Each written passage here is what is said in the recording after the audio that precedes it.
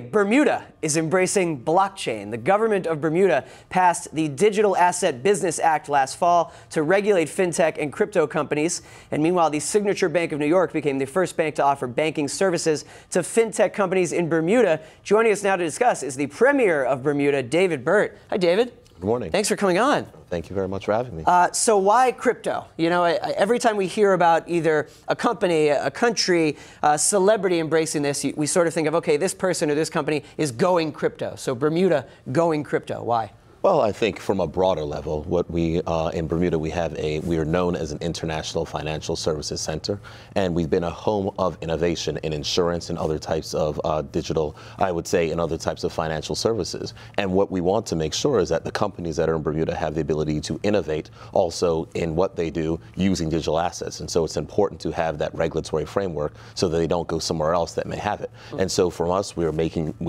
are demonstrating that we have that environment, and companies are responding. So we have over 70 companies that have set up in Bermuda already that are in various stages that are looking to staff up and take advantage of what we have to offer. Now, obviously, the narrative in Bitcoin and cryptocurrency has totally changed. I mean, I've been covering this space for about 5 years. 1 year ago, because the price was at a peak, it was so hot, so frothy, everyone wanted to do it, talk about it. Now, a year later, because the prices of all the major cryptocurrencies have fallen, a lot of people are like, but you still hear people saying, well, blockchain, I'm interested in blockchain. Has the change in narrative, and I guess I'm really asking about the price, affected things for you? Does that make it less exciting for companies, or they're still full steam ahead?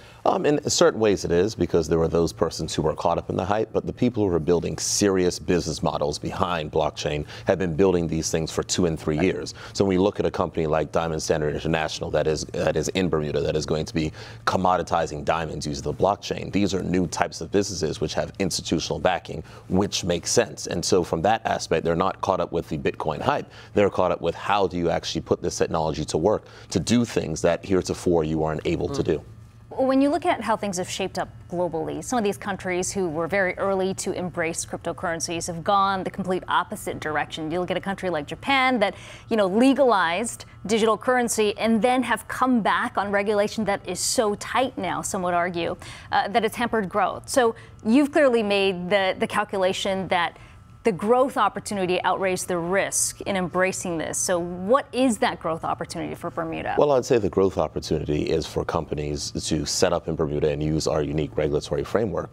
But I would say that online with Japan, our regulatory environment is very strict. It is very difficult to get past the hurdles. And there are some companies that have tried and have not made it past. What we say, that's a good thing, because we want serious companies and institutional investors, because we don't necessarily want the wider scale that can cause reputational damage to our particular industry. So from that perspective, there are sizable companies that are coming that are well and good institutional backing, and those are the people of whom we're looking to attract to our shores. And you talked about the regulatory framework, but what kind of incentives are you offering companies that want to come into Bermuda? Well, the incentives are to be in our wonderful country. Yeah, a beautiful island, of course. There's that. There's the beach and the ocean. And there's close proximity, of course, to major financial centers on the East Coast, such as New York. But I think the incentives which we offer is regulatory clarity, having the ability to know that you're not going to have to deal with multiple levels from state to federal and otherwise, dealing with a regulator who you can talk to, you can pick up the phone to, you can go ahead and see. And I think that's what works. But we do also have a fintech work permit